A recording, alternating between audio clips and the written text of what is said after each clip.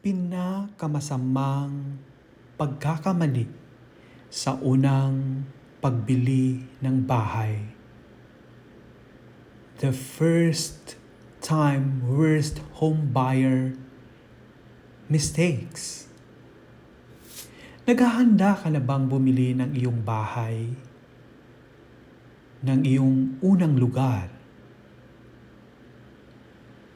Shopping for a home is exciting, exhausting, and a little bit scary. Your aim is to end up with a home you love at a price you can afford. But unfortunately, many people do things that prevent them from achieving their dream home. Arm yourself with this mga mahalagang paalala to get the most out of your purchase and avoid making a most costly mistakes that could put on hold on that sign, on that sold sign. So, una dito, hindi mo alam kung ano ang kakayanan mo. O magkano ba ang budget mo? Not knowing what you can afford. One of the most frequent information I receive from clients who are contacting me today is not knowing what they can afford. Typically for Filipinos to say, yung affordable lang, yung di masyadong mahal, yung kaya sa bulsa. Sometimes the sarcasm in me kicks in and I wanted to answer them sarcastically or sarcastically. But of course, that's too rude. Kabastusan yon. Now, the statement above are actually subjective. What could be very affordable to me may not be affordable to you. And what could be not expensive to me is expensive to you. So dapat alamin mo rin yung magiging client mo, yung buyer. So that's the reason why you have to be specific. And I mean very specific about how much and what you can afford. And now, as a first-time buyer, if they are currently renting, they are based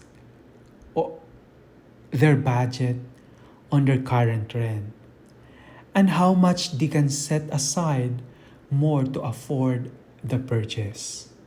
However, what you believe you can afford is not what banks and other financial institution believes you can. As a first-time buyer, here are what you need to do. Isulat mo your total income from all sources. If you are married, that means for both husband and wife. Isulat mo lahat yon. Yung mga expenses mo, that includes your monthly payment for utilities and other loans if there is. Add up your expenses and subtract it out from your household income. How much was left from your total household income? With what's left, 70% of it is what you can afford. So, di kinumpit mo na. Oo. So, ang 70% doon, yun lang ang kaya mong i-afford sa pagbili ng bahay. Next, tailor your hunting to property within the what you can afford neighborhood.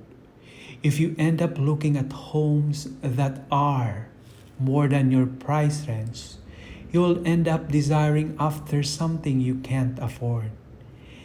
It can put you in a dangerous position of trying to stretch beyond your means financially or causing you to feel unsatisfied with what you actually can afford. You may even learn that you can't afford the type or size of home that you desire and that you need to work on reducing your monthly expenses or increasing your income before you even start. So dapat laging tatandaan na ang pagbili, kailangan alam mo kung magkano ang kakayanan mo. So, pangalawa dyan is keeping mortgage qualification. What you think you can afford and what the bank is willing to lend you may not match up, especially if you have poor credit or unstable income. So make sure to get pre-approved for a loan before placing a reservation for a home. If you don't, you'll be wasting the seller's time, the seller's agent time, and your agent time if you sign a contract and then discover later that the bank won't lend you what you need or what it is only willing to give you the terms that you find unacceptable.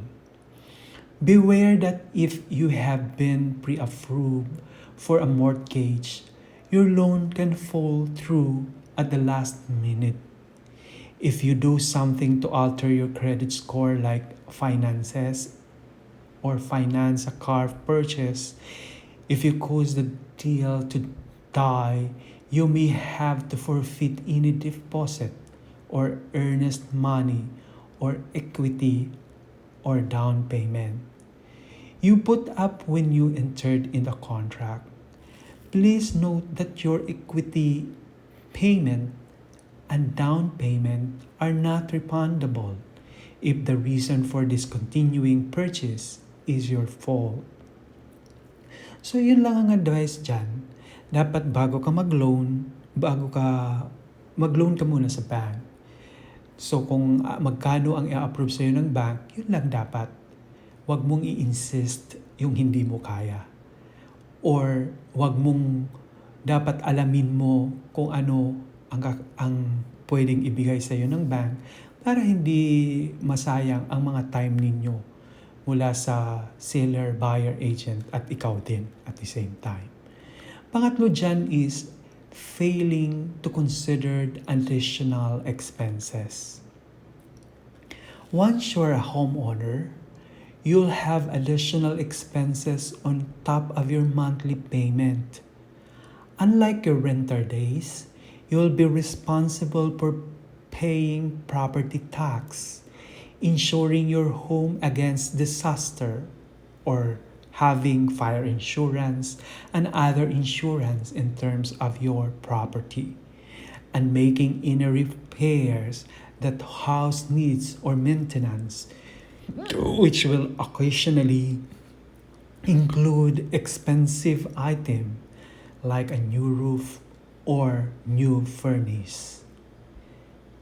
If you're interested in purchasing a condo, you will have to pay maintenance cost, or sometimes known as condo dues.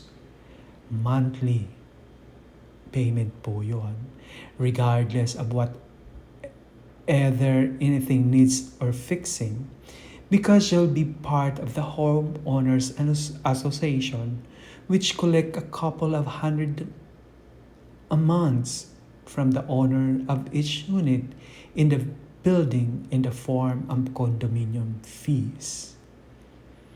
Pang-apat dyan, being too picky.